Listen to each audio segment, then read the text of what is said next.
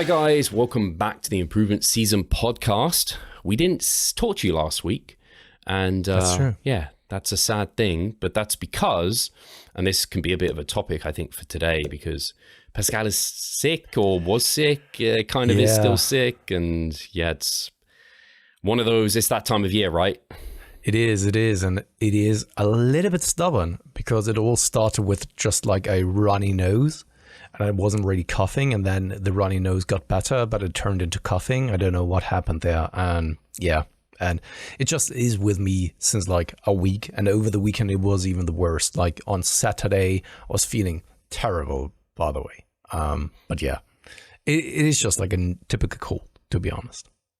Yeah, it's one of those things where I have a few clients who have, it's like the whole, I don't know. I'm going all over the shop. I have a video that I did a while ago, which is like how to train and eat when sick. The number of clients I've sent that to recently, like I can probably count on one hand, maybe it's 5, but that's quite a lot of, that's like over 10% of my client base. So I've had to, and I'm glad I did that video actually, because it's actually got a lot of helpful tips in there. Yeah, but, I have one of those videos as well, Steve, that is how to pre-plan the next mesocycle. That I'm always sending over, especially when someone is starting out and has gone through the first mesocycle, because it's just such a lengthy video, and it would take up more than one check-in in itself to just explain what it is that I want them to do when they are then starting a new mesocycle, sitting down, reverse engineering, all that kind of stuff, the thought process behind it. So having a video like this of what to do in a situation when it is that you're sick is very handy, in my opinion. That video that you're talking about, pre-planning the next meso, I have that permanently in my spreadsheets for clients. Me too. Along with the autoregulative progression method, so that, because they sometimes ask like, how do I, like I explain how we look to progress, but a half an hour video going in depth of whys and everything is like, hey, that's a little bit more helpful. Yeah. So yeah, those videos are super handy for people. Yeah, and funny enough, I have it the same way. I have it down below the deload kind of training week, so that they always can take a look at that. And that's a good actually little bonus tip for any coaches if you find yourself repeating yourself on some subjects or topics, especially if they're quite in-depth ones. So like eating out, we have a whole presentation on the members site of like how to approach eating out. Obviously, you can have your individualized approach for that client, and you can just be like, hey, this is how I suggest you do it, but watch this video for more explanation and options. That could be a great one. And also actually thinking about this time of year, there's always that discussion of how to approach like eating over Christmas and things like this. It's like, man, I should just have a video or a presentation that goes over that sort of thing in depth, because my perspectives and thoughts don't change that often on this subject. That's the thing. I think that especially when you're an online coach or having an online business, you want to create things or have it such that it's as efficient and as convenient as possible for the vast majority of people. And if you're finding yourself, it's like you said, repeating yourself over and over again, it can be even tedious for you. You will probably start ending up not really explaining things as properly anymore because it's just annoying for you. And you in the process, even that it may not feel that way at first, you will start to lose kind of the joy with it if you have to always talk about the same stuff over and over again. Yeah, if you ever record a check-in and then you realize, I don't know, your microphone didn't get picked up or whatever, there's a problem with it and you have to redo it. If it was like a 10-minute check-in, it will become 5 because you just condense everything and you're frustrated. And sometimes that can be good because that's like maybe you chop out some of the like the crap and the fluff. But sometimes it's like maybe you did rush that a little bit because you're frustrated because you're repeating yourself. 100%. Absolutely. By the way, Steve, how are things on your end then? So better for sure. Every week that passes, I feel better.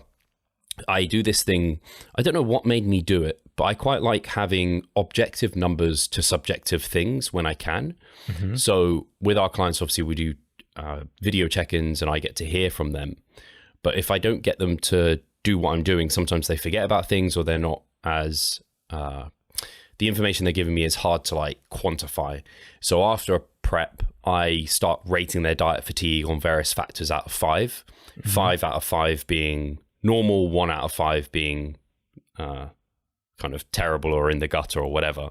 And that's like, hey, your stress levels, energy levels, libido, food focus, hunger, those sort of things, all the elements of diet fatigue. And ultimately, I want them to get to like 3s and 4s pretty quickly.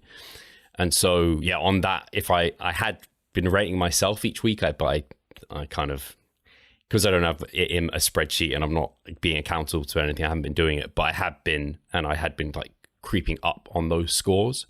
I would say if I was to rate myself out of 5, the worst score is libido. So I just know that's still in the gutter. And I do think libido is, obviously it's complex because it's similar to hunger, where it's impacted by a multitude of things and it can't always be a reliable factor for, are you in a deficit, you're in a surplus, you're at maintenance. Like hunger, it's like, man, for some people, yes, some people really know at some times and situations, yes. And libido can be impacted by stress, environment, loads of different things. But I think in general, it's a pretty good proxy for, as a male, are your hormones in a good position? And I would say my libido is still like, it's probably crept up from, if it was at 1 or 0, it's probably crept up to like a 2. But like, it's definitely nowhere near 5 and where I know it gets to during an off season. And that's the worst thing. Otherwise, sleep is in a better place.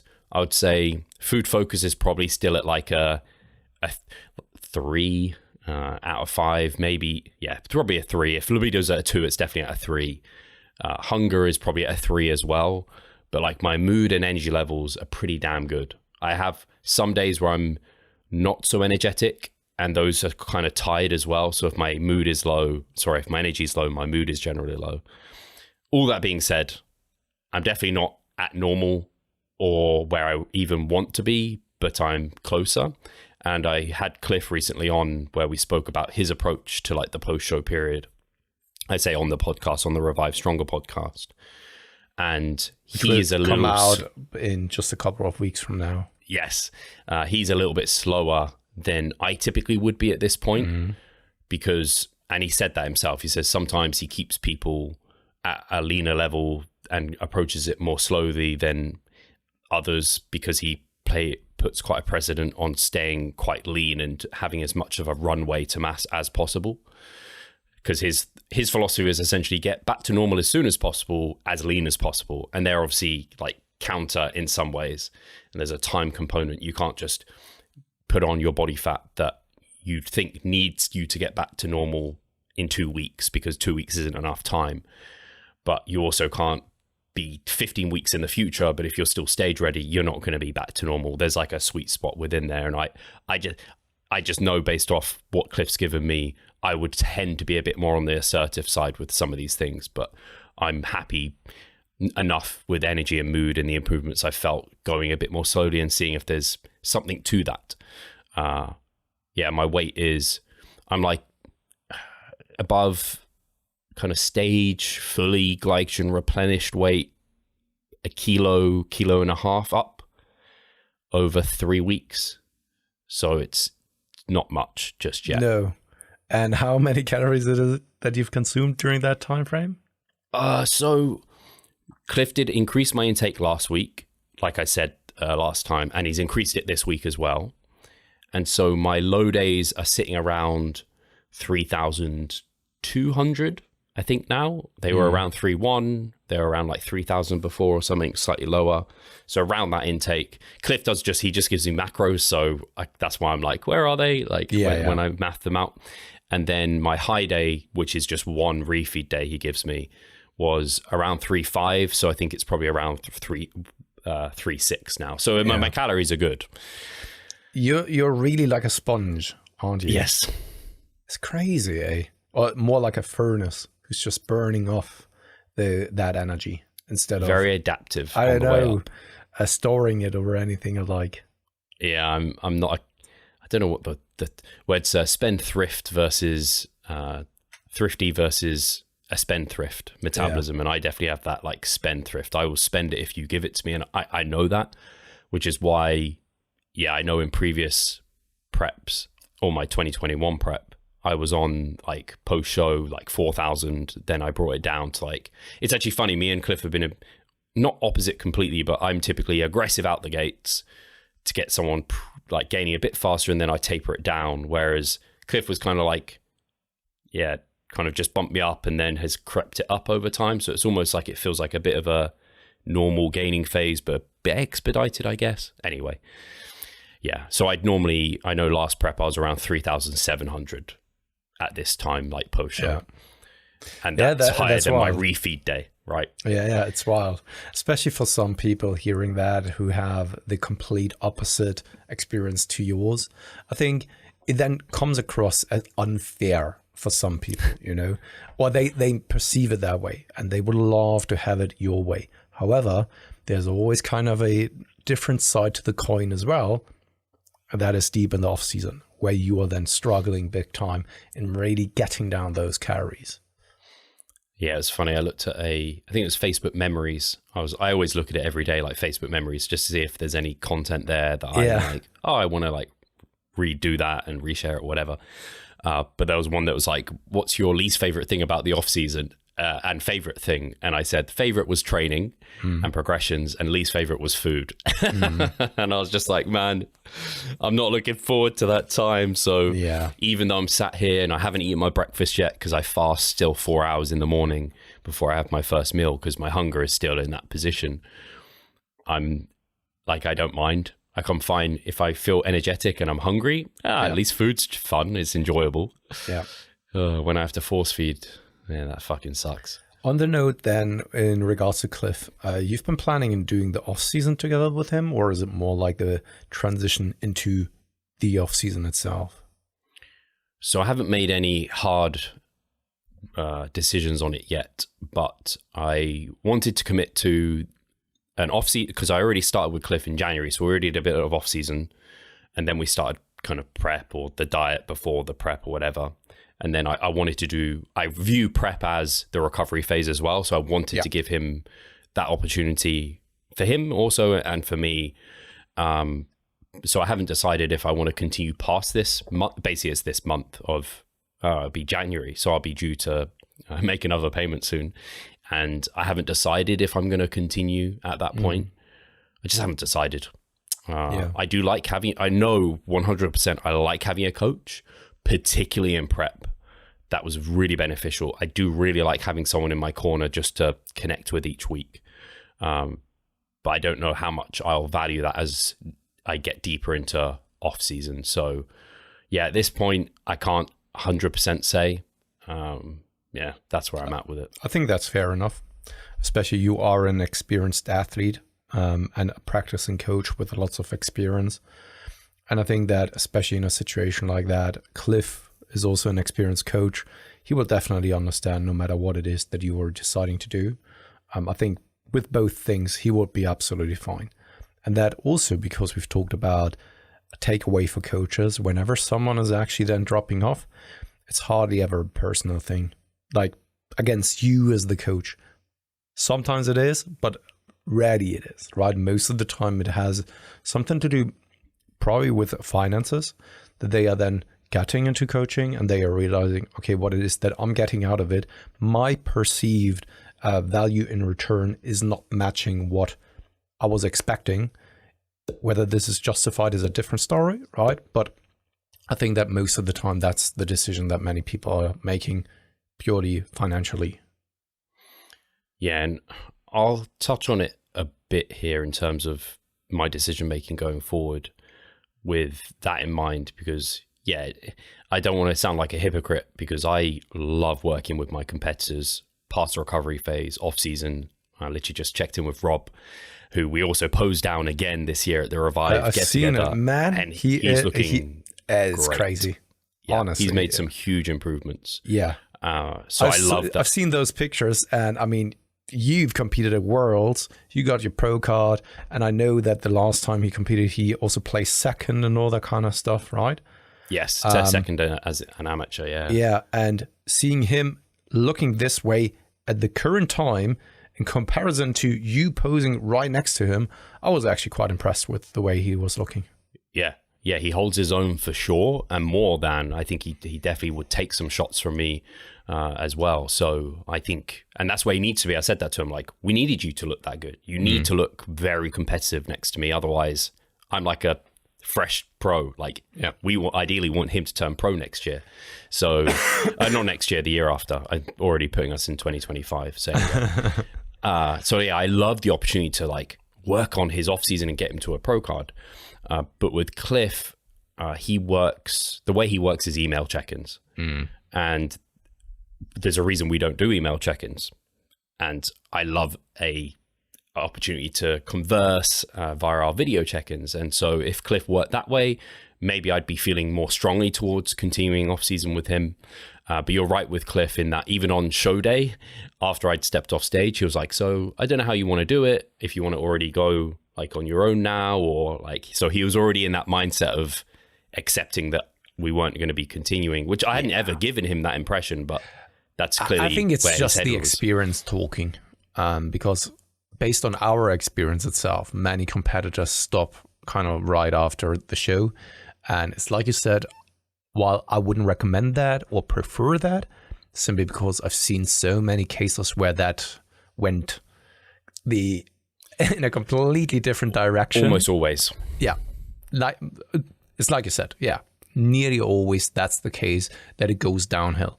Even though that the person thinks they have it all under control and all that kind of stuff. It's kind of like, I don't know, a drug addict who's then all of a sudden deciding, yeah, today I'm stopping taking drugs. And I'm doing it on my own, don't need any kind of support, and I will be able to pull this off. Yeah. Most of the time, people fall back at the next really possible moment, you know, and so often that case. And I think that when he suggests or brings something like this up, it's just his experience talking instead of putting himself or the client into an uncomfortable spot where the client then needs to possibly bring it up when they are then feeling vulnerable or, I don't know, uncomfortable to begin with. Yeah. Yeah. So he knows where I'm at. I was like, we'll do the recovery phase and then I'll see how I feel about things. So it'll be nice because next week be away because we're going to be imbued at Charlotte's for Christmas, and I'll be able to have some time to think about it a bit more and where I want to go. Because I'm just undecided at the moment in that regard. But on that point, it's funny because we also have all our resources in terms of like recovery after show, what to expect, all of that to give to clients because it happens so often, and you can set them up in the best way possible and still things can go south because I often find if you remove that weekly, they're used to having weekly check-ins or even at that point touching base like daily in peak weeks, and then that all goes, they take that away from themselves, man, the floodgates just go. You see they no longer post on social media, they're not sharing anything anymore, and you're like, you don't know what's gone on at their end, and then maybe like 6 months later they post something and you're like, I don't know, it's like not even like 6 months, man, like 1 or 2 months later, and then it looks like a completely different person already. And I think you brought up a very good point. I think it's the too many changes at the same time, changing too many habits all at once, and we see it in other areas of life as well where this fails most of the time miserably. Often because we are now very much at the tail end of this year, New Year's resolutions, people want to change everything at once instead of just like trying to change one thing at a time. And often, like, I think there's probably a statistic out there that can tell you how often people are failing when it comes to New Year's resolutions, but it's a massive amount of numbers of people who are then failing. And this is because they are just trying to do too many changes at the same time. Like I started running 5 times per week. I'm now starting to eat clean. I'm now taking care of sleep and all that kind of stuff, which is if you don't really have any kind of idea how to go about those behavioral changes, you are basically on your own and you're trying to find the way in a dark environment, which can of course work out, but chances are it's meant to fail. Yeah, it's exactly that way. Like if you almost want to set yourself up for success and make everything as easy as possible from the get-go, But people don't like that thought. They're like, no, I want to be, it's like people want advanced programs immediately. It's like, hey, you don't need it advanced. You are a beginner. And even advanced trainees need to focus on all the beginning stuff. So you have to get that all right before you kind of jump up to the next. I apologize if you can hear drilling in the background. No, I thought that that it was a honking of some kind of car or anything. Oh, no. It's them drilling next But it's door. not bad. It's not bad at all. It's just like a very, very minor sound in the background. I can't tell you. I mean, I don't know. They can probably hear me quite easily, to be honest. But they have, and you'll be able to reflect on this. They have 3 kids, 2 very young twins. They cry a lot, and I can hear them really easily.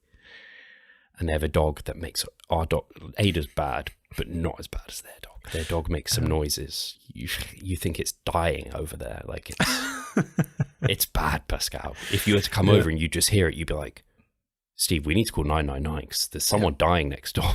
But buddy, this is crazy because, of course, me being a parent and also then seeing other parents, how they take care of kids. And this is not meant in a judgmental fashion. I think that everyone has a different way of then raising their kids. But also there, sometimes I'm shocked of the hierarchy at home. That is kind of like an anarchistic place where everyone can do whatever they want. It's just like anarchy. You get through the door and it's just a complete mess, right? And especially when it's then kind of a birthday where then they are inviting even other kids. It's just like, I don't know. It's kind of like in a movie or so where it's kind of a battlefield and you're getting into the war zone. It feels like that's what's happening over there sometimes. I'm just glad noise cancelling headphones exist because then I feel like I can zone it out. Oh, yeah. That's a good idea. I was very, very happy when I once got the previous mobile phone that I've purchased came with some Bose headphones, noise cancelling headphones, like free, which was like 300 euros additionally on top of it. And I wasn't really using them for a very long time. They just stood in the corner here up until the point when my headphones broke down. And then I started using those. And it's so amazing, especially when you're kind of on a plane or anything alike. I mean, it really can help not letting those kind of noises get to you too much. And I'm very sensitive to noise to begin with. So I don't know why I ever not have used something like this to begin with. Are they in ear like this or are they over ear? Over ear. Over is better. Yeah. They already cancel noise in some way. Yeah. Just from being over your ears. Exactly. And I need over ears because my ears are quite large. And there's kind of in-ear stuff there just like falling out. Oh, really? Yeah. Oh. Yeah, because I have trained, I've tried training with over-ear headphones. I can't because I just sweat like a complete pig. I could now. Actually, there's some real conveniences of being lean and some like being cold quite often. It's like, hey, I don't sweat very much, so I can... That's true. I don't have to worry about changing my clothes all the time or, I don't know, showering all the time, you know. Yeah. So, yeah, anyway. Yeah, no, absolutely. Is there anything else on your end? Anything new? Anything exciting? I can't think of anything in particular, apart from obviously we had our Revive get-together this past weekend, which I wasn't sure if you were coming or not. I assumed you weren't because of our last discussion, and obviously you were sick in the end, so yeah. I guess that made the decision for you. It would have been the same as, last year my flights got cancelled. Was it last year, Steve? Yes. Yeah, my flights got cancelled due to then the weather. I do remember that I was already at the hotel because I stayed there at the airport, and then it got cancelled, got the notification at the early morning, and yeah. But this year it was due to the weather wasn't even... The weather then wasn't even that bad. No. Exactly. It was just like a little bit icy, and that was enough for a reason to cancel a couple of flights. Yeah. So, yeah, it's unfortunate we didn't have as many numbers as the year before, but it was still enough to make it like feel like really cool. And it was really nice having the cut gym, and man, the time just flies at these events. Like we book out the cut for 4 hours. And still, you're like, man, 4 hours to train. It's like, well, you kind of chit chat for an hour, and then 3 hours suddenly flies by if you're ever between sets. Or I trained it, 2 people trained in with me. So we had Dom, your previous client, who you took to men's physique stage, I think. Yep. And he's a really nice guy. And then Nikias also came, who you've worked with as well. I basically just reached out to like anyone who would be interested, who's been part of the Revive Stronger community before. So we had Dylan, who came as well, who I had a consult with, but he's only just 20. And so he financially wasn't in a place to do coaching, but I was like, hey, dude, he's such a part of the community in many ways that I wanted him to be there. And then we had like a bunch of my clients, some new, some old faces.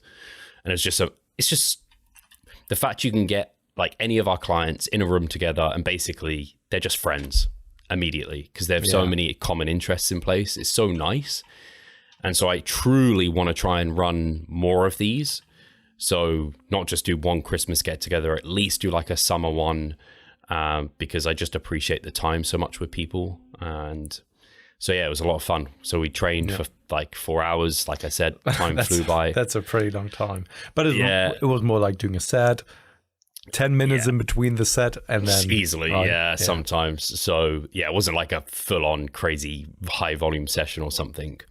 And then went out for some pizza afterwards. And again, the time just completely flies by. And I appreciate these events and opportunities so much. And it's very humbling to know that people will come from quite distant places sometimes to be at them too. So, and I know how much the guys appreciate it. So it's a shame you haven't been to the last 2 now.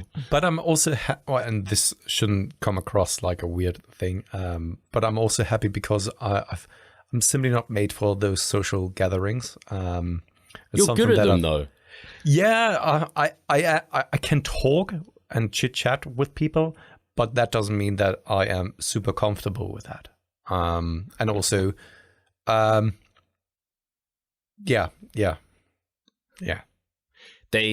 It's interesting because I know like the differentiation between extrovert and introvert is like what gives you energy.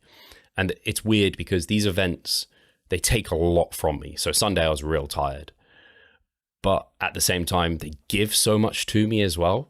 So it's like a bit of I couldn't do it like every weekend, it'll be way too much.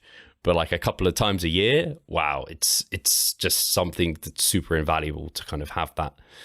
So yeah, that happened. I don't think there's anything else particularly exciting or different going on. It's just, I guess, thinking about next year and I guess it's always a nice, when you get to this time of the year, it's a good opportunity to reflect upon what's happened the past year and where you want to go in the next year and years moving forward and everything like that. Have you had the chance to think about this, or? In some respects, yes. I think about it often with even like Revive, like where is it? Where am I heading with it? Where is it heading? Where are we here versus last year? Where does the podcast want to go? But then personal life, like I personally I would love to move out of London. I would love for Charlotte to move away from that job that just takes so much from her. And it's a tricky one because that's similar to the business. Like it's a decision that's not just impacting me. It's like it impacts multiple people. I have to involve multiple people and make a decision together. And sometimes you can be in so much the thick of like a relationship or your work or whatever, that you don't take that time to take a step back and reflect. And years could have flown by and you're like, hey, how's that actually gone? And sometimes it's fine, it's good. Similar with training. Sometimes you just need to be in the thick of, hey, I eat and I train and let's just let the gains come. But now and then it's good to step back and assess, has that actually gone as well as I hoped? If you don't have a coach in your corner kind of doing that for you, or every now and then checking in, it can be easy for that just to kind of run away with you. So the only thing I know that me and Charlotte have talked about is going away in February. I think I definitely want to take more opportunities to take more trips. Yeah, take a holiday. She wants to go away for 2 weeks, which always makes like me a bit uncomfortable to go away for that long. So that's one thing. But otherwise, next year is like fully just open at the moment. Like I said, I want to do at least one more kind of Revive get together of some sort. Yeah. But apart from that, not too much. How about yourself?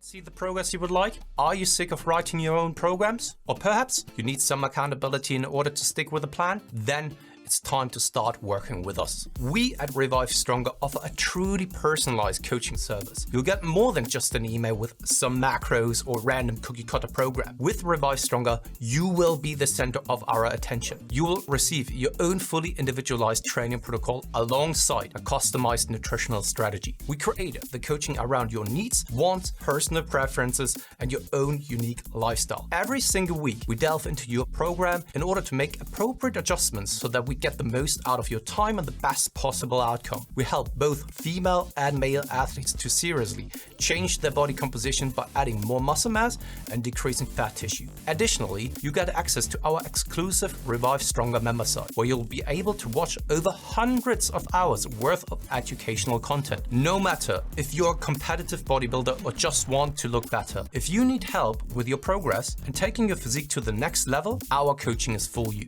It's time to make a change. Sign up today and let's revive stronger. No, I haven't really thought about this kind of Apart stuff. from a big tattoo. The big tattoo is something that is definitely going to happen, that's for sure. No, I mean, I haven't yet taken the time to really reflect upon certain things that lay in the future, and that is something that I'm also very bad at, to be honest. So this year was very enlightening for me from so many different angles, especially like personal development and understanding myself a little bit more. But this is also because I have professional help by my side to then put things in the right context, in a different perspective. And it's also something where I have Katie by my side. She is my best friend. She is also my partner. She's my wife. She is the mother of my kids and all that kind of stuff. And this plays into things. And I can talk very, very well with her, and then also get her perspective and opinion on things. And this helped a lot. Putting a lot of things, once again, in the right context and at a little bit of a different perspective that was hard for me to get to myself, if that makes any kind of sense. And hence why I feel so much further ahead than I was, like, for example, a year ago or a couple of years ago. And I think that as long as you have the feeling that you are progressing in some way or another, that's great. Because I think that the worst thing, and this is once again just my personal opinion, in life is just if you are stale, if you're just wasting the time that you have available, if you just do nothing with it. And for some, that is the definition of life, right? Of just being lazy, just like chilling, relaxing, maybe watching some Netflix or so. Maybe that's their definition of what living is. For me personally, it sounds like a nightmare. And I've always want to, I'm just eager to move forward in some way or another, right? Whether it is like getting a better understanding of myself, getting a better understanding of the world, getting a better understanding of the things that I'm interested in and all that kind of stuff, you know?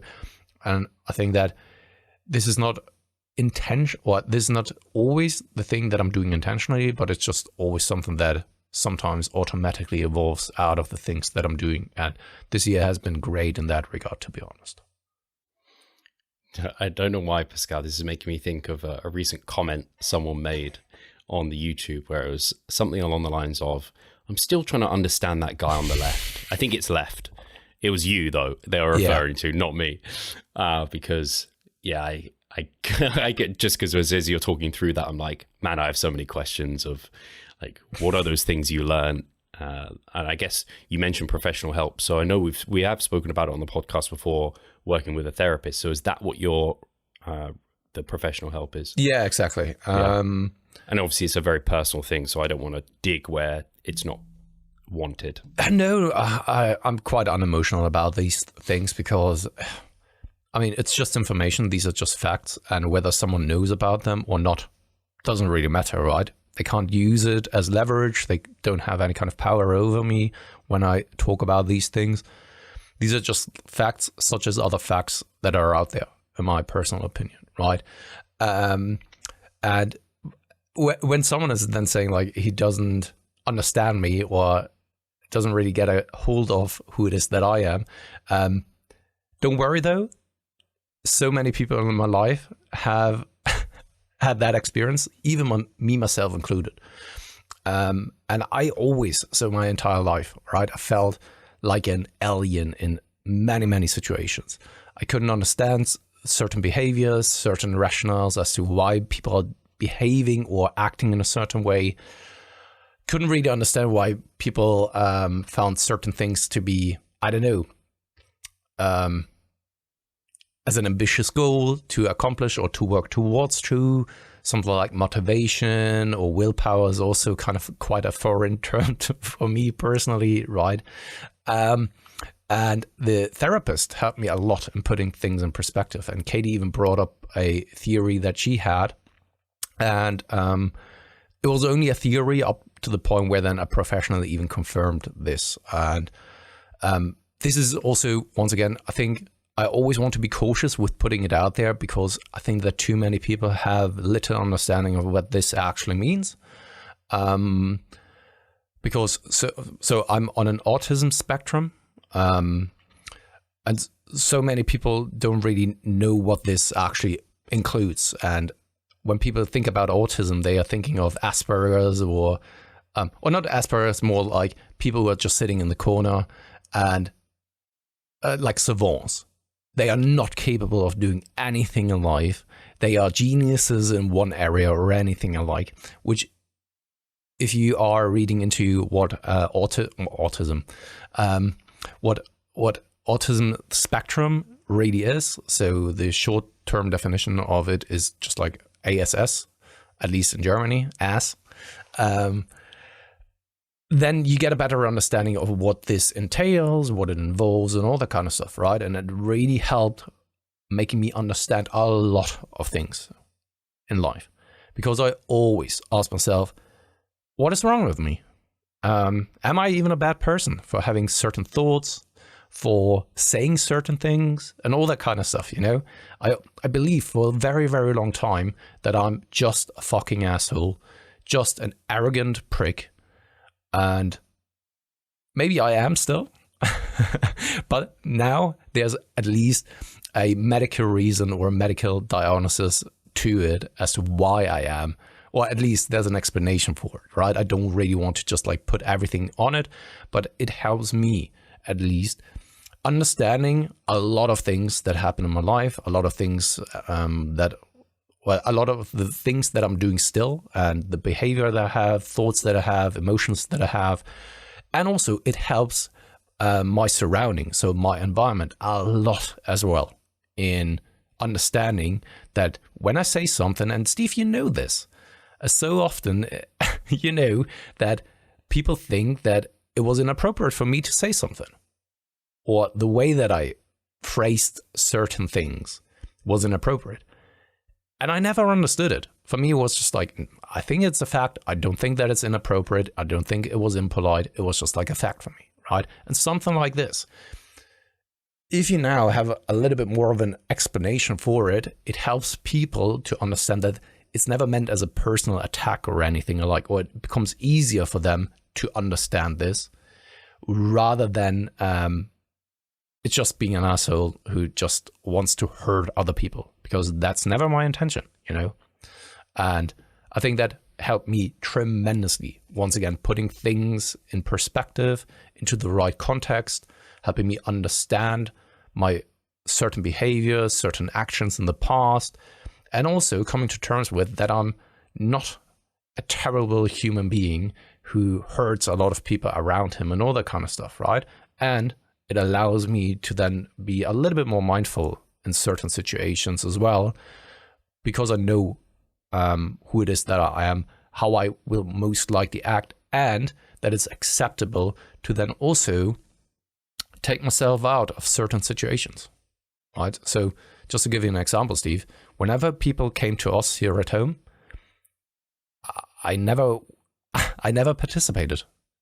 I went upstairs, sat to my desk and wanted to work, because I didn't want to actually then be in that social situation. And at first I was always thinking like, man, I am such a prick. I'm such an asshole. Everyone around me wants to actually visit or meet up with friends and all that kind of stuff. And I have no emotions, no ambitions in doing something like this. And I always question myself, big time, right? And this helps me a lot. Also then working with clients, for example. Really interesting.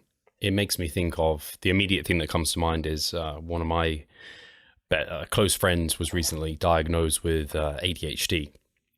And a lot of people, it seems like everyone's getting diagnosed with that, right?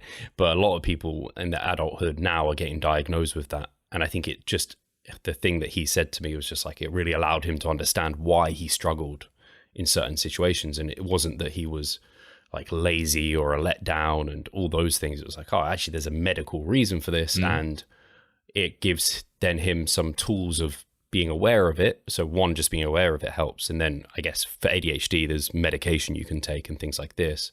I imagine for you, I don't think you don't medicate autism, do you? Just no. And also, so first and foremost, I'm sorry if I have a hard time really putting it into the right words or right phrasings. It's something that I haven't discussed in English, right?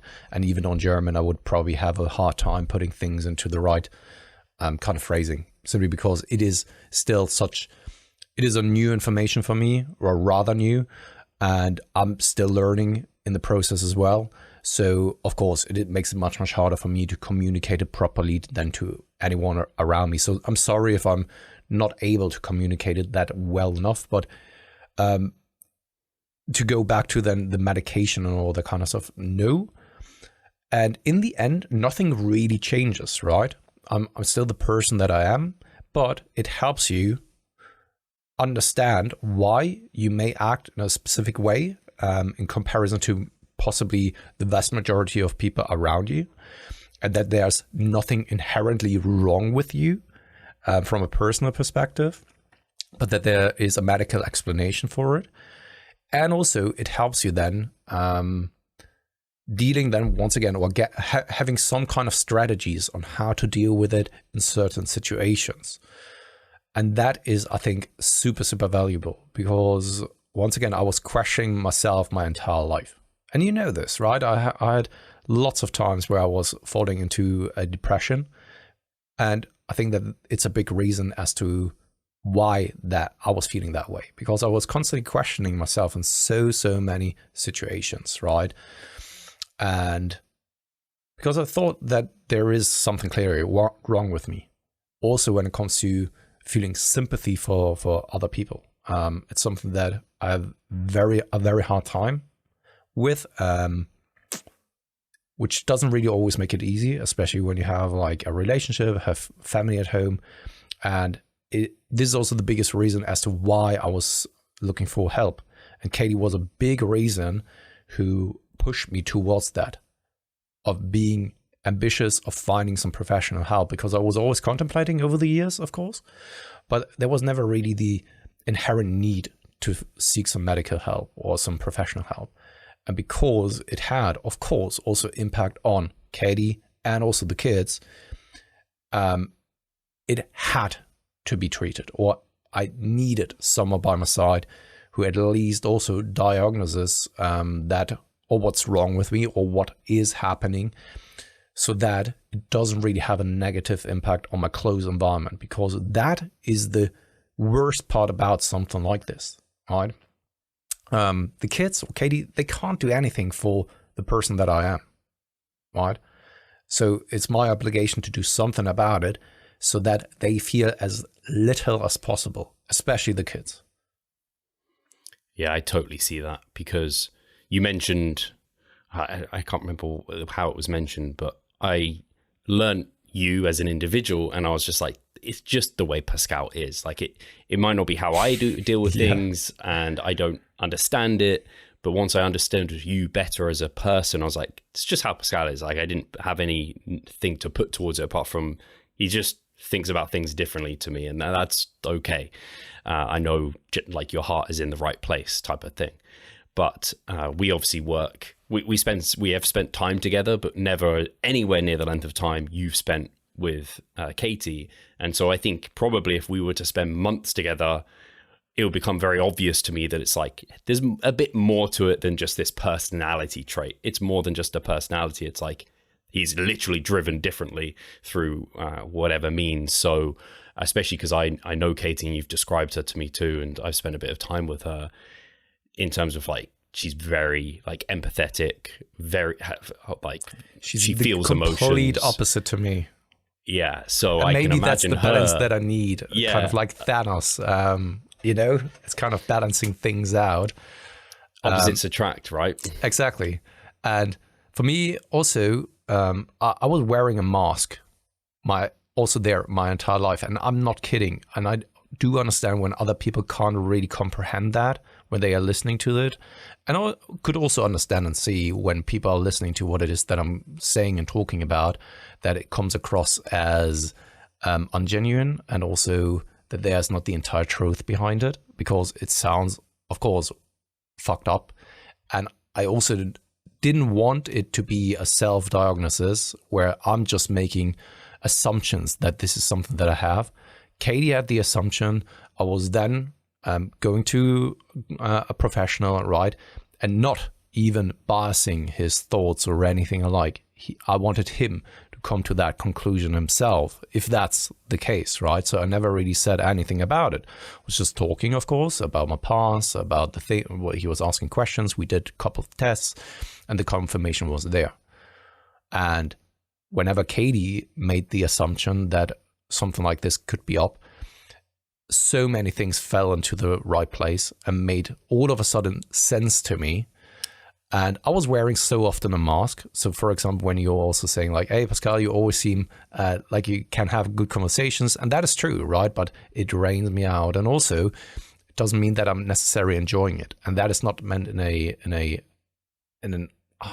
personal manner, that I'm not enjoying the person or so. It's just this situation is often too much for me. And also there, I always thought that this isn't how you're supposed to feel. You are supposed to feel that you enjoy being around other people, around other humans, participating at events and all that kind of stuff, because that's what they are teaching you, right? You are supposed to be a social creature. And if not, then there's clearly something wrong with you. And that's always, I was always able to adapt to my environment. And that additionally always drained me even more so, right? Because you are somewhat playing an act. And that was, of course, also leading them down the rabbit hole of getting even more depressed, because you can't be the person that you want to be, because you think that there's something wrong with that if you are acting upon that, or the person that you actually are. So yeah, as you can tell, goes much deeper overall, and I don't really want to bore too many people on the podcast with something like this, because it's still a fitness related podcast. But of course, that has been something that has been massive in my life here this year, and is of course helping me move forward so much more so, and also is making me, I would assume, a much better coach overall. Yeah, I think having that awareness of, because I guess if being on that spectrum allows you to realize you would approach it like this, you see it like this, why does my client see it so differently to me? You can just put this kind of buffer on top of your emotions and be like, right, if I feel this way, people generally probably feel like that way. Now I understand it way better. And I think, yeah, like a good coach treats every individual as an individual, not just a carbon copy of themselves. It just forces you even more in that extreme, in a sense. So I definitely think it should make you a better coach, friend, partner, everything. So I do believe so. Yeah, absolutely. And I think the awareness is huge for you. You, of course, experienced it firsthand over the last couple of years, right? Usually we always did our voice messages over on WhatsApp. And then there were always times throughout those 8 years now, close to being 8 years, where then I was just like falling off the wagon, where you didn't hear from me anymore. And that has been the case with so many of the relationships that I had in my entire life.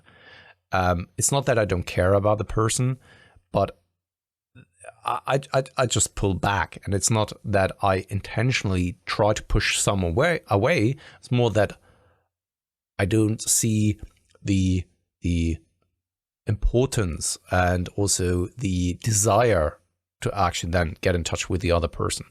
And that, once again, I think that it needs to be said that there needs to be a clear distinction of like that whether I like a person, respect that person, and or have the desire of then reaching out to them, because I still respect you massively and like you very, very much.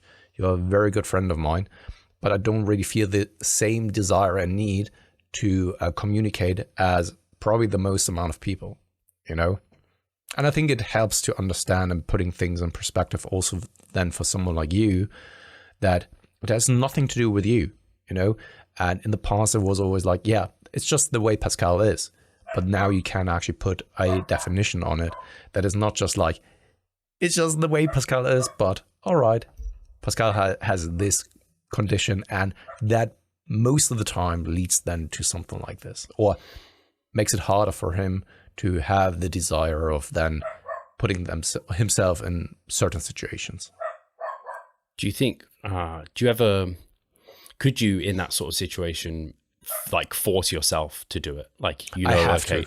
Yeah. I was going to say like once a week, I have to do like contact this person because like I have to. But also I guess for me, it's good to know it's like, he's not reaching out because he doesn't give a shit.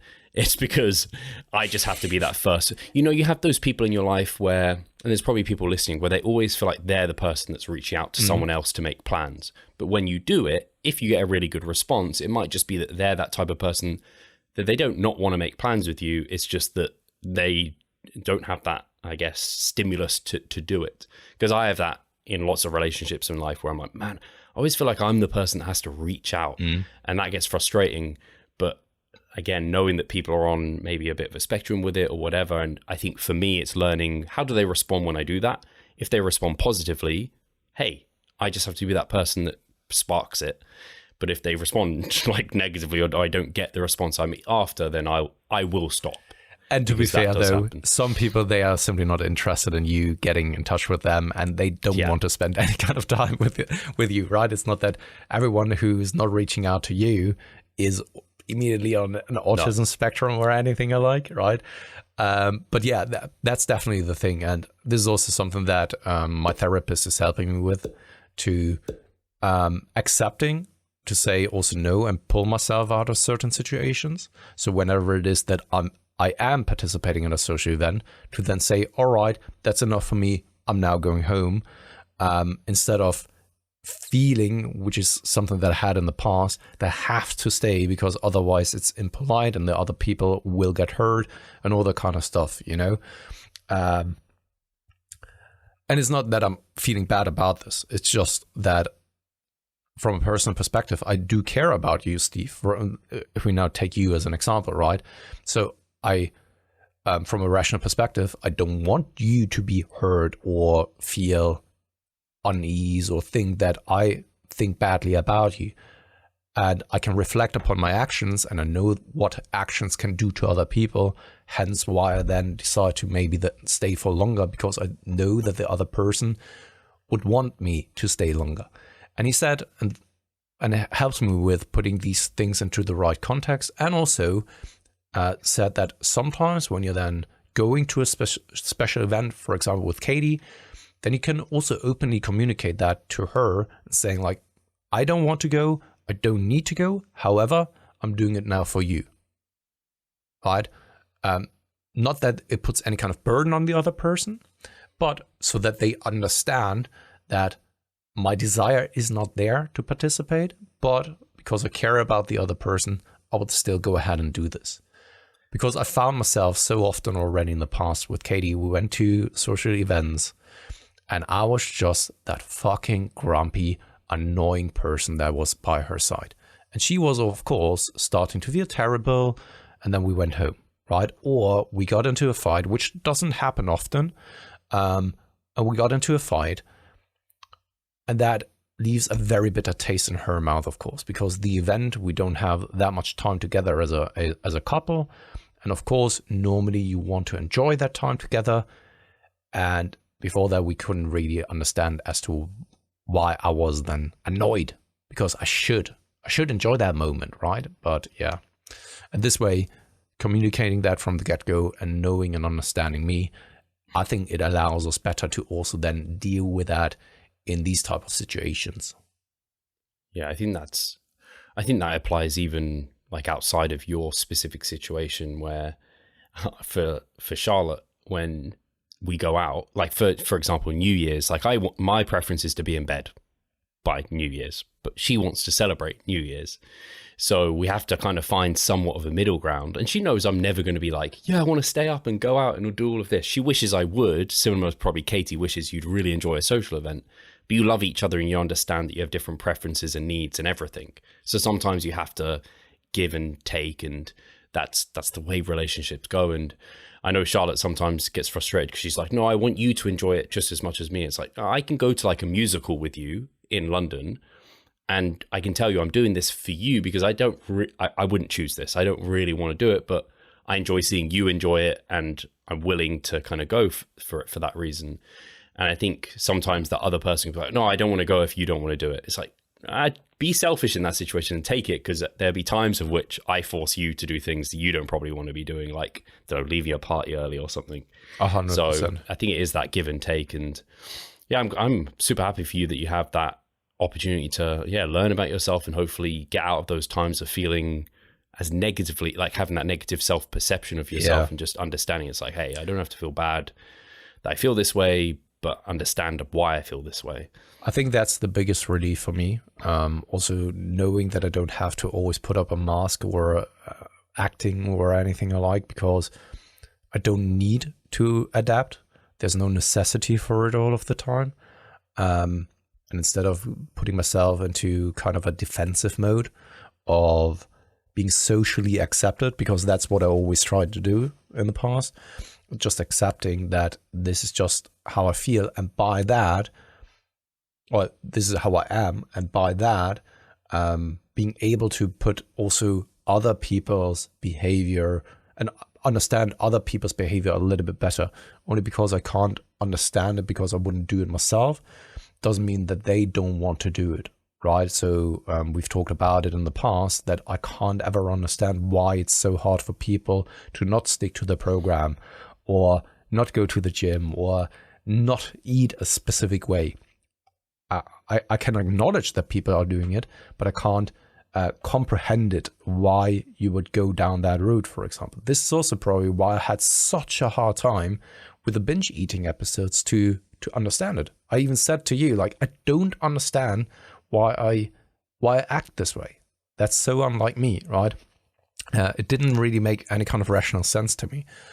And in that case, though, this will probably help me then with certain athletes and clients to acknowledge even more that this is what they are struggling with, instead of reflecting or extrapolating rather from myself and thinking that only because I feel a specific way, other people should feel the same way.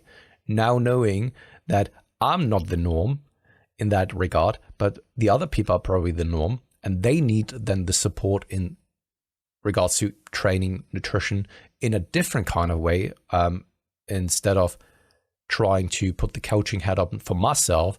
I think that this helps so tremendously more for then the athletes that I'm working with, instead of putting it or rather putting them in a situation where I pretend they are the second me, for example. Yeah, I think that's really good and well said. And I think actually that does reflect upon people listening. If they're unsure about themselves, or they've been struggling to figure themselves out, like similar to you, feeling a little bit kind of despondent about that, like, and I've thought about going and seeing a therapist just for the sake of like going and doing it, because I know mental health is something that's important and something that should be looked at. But if someone is seriously in not a great place with that sort of thing, what better time than at the start of the year to just kind of just put an inquiry in, to go and talk to someone and see if they can help you figure things out in your life, because I think it can have more profound effects probably than like a physical injury, to be honest. Yeah, no, absolutely. And I think that why would you differentiate between your mental health or your physical health? Right? You're doing already something for your physical health, and that you're trying to train. You're regularly, hopefully, taking care of your nutrition. Why shouldn't that be the case for your mental well-being as well? I think it goes hand in hand. You know this, Steve, and I think that your mentality is the same way. That if you're not in a good position or spot, then physically you will always, or not always, but most of the time, also not do that well, especially when your ambitions are physique optimization, living a healthier life in terms of nutrition and all that kind of stuff. I think taking care of those aspects goes a long way. And if it's not for yourself, then do it at least for the people that you care about and who are around you. Because I could have been that selfish prick who just like insists that nothing is wrong with me, which I never did, right? But trying to deal with it myself and tackle it out, and then being like, oh no, it's not that bad, when in reality I've seen that it had kind of negative consequences on the people that I truly care about, and I didn't really want this to be the case.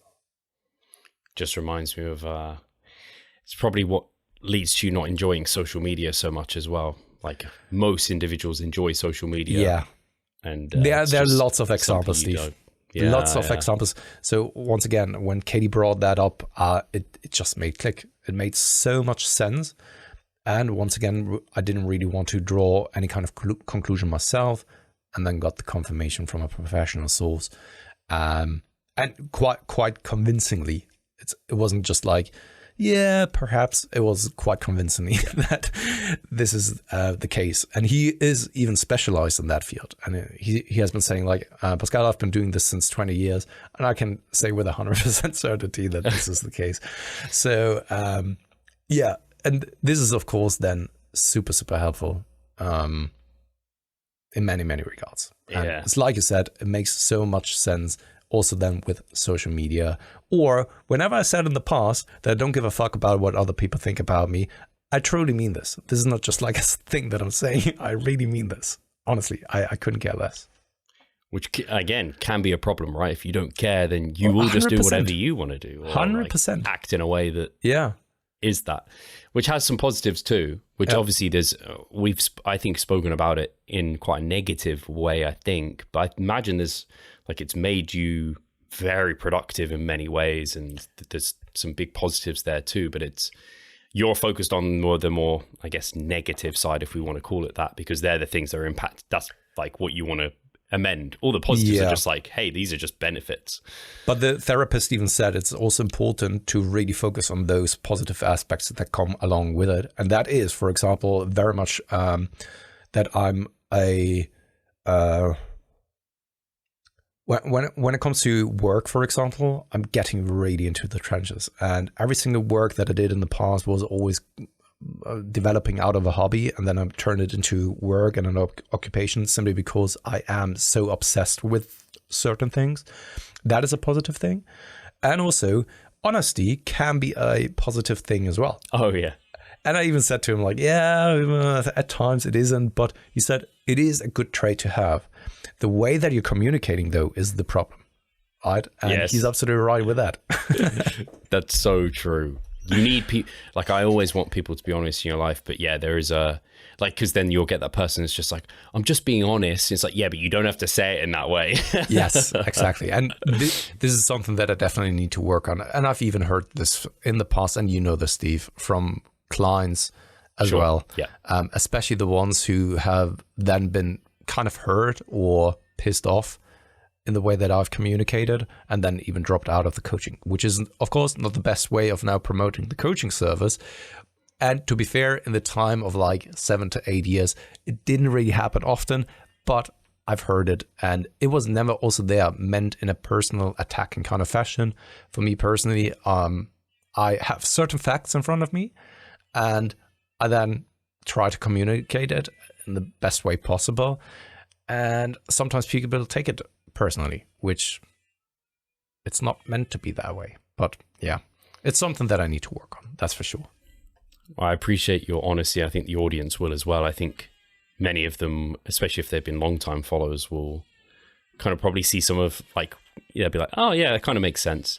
I imagine, at least I I was when you kind of communicated it to me, and others will just get a better understanding for you. So I forget the guy who commented that, but now you kind of know why, maybe. Yeah, and, probably. Yeah, this. I don't know if we'll have a podcast next week because it will be one more. I don't know Christmas, what date that'll be. And then I'm it's away. New Year. It's exactly in the time when we are normally recording the improvement season. Yeah, so we might end up missing a week or possibly two. We'll have to see how things go. But just want to say I appreciate you, Pascal. I appreciate the audience for listening to all these episodes this year. And hopefully you'll join us into next year. And I hope everyone has an amazing holiday period and Christmas and whatever you get up to. Enjoy it. And we'll catch you in 2025. Cheers, guys. And thank you very much.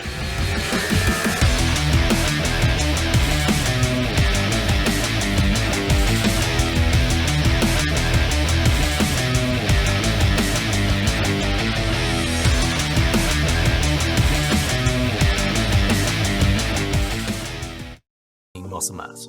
Sounds too good to be true, doesn't it? It isn't though. It's reality and we know how to do it. And we will help you achieve this. The Minicut Movement is an 8-week fat loss program to make you lose a huge chunk of fat while maintaining muscle mass at the same time. We will support you from the beginning to the end so that you see the results you would like to and come out of it much stronger. You'll receive a fully automated spreadsheet that is based on your nutritional needs. You can choose between 6 different male and female training templates. Over 30 videos will guide you through each and every single step of the Minicut so that you're getting the most out of your journey and that you always know what to do. But the best thing is that you can start whenever you want. The Minicut Movement is open 24/7.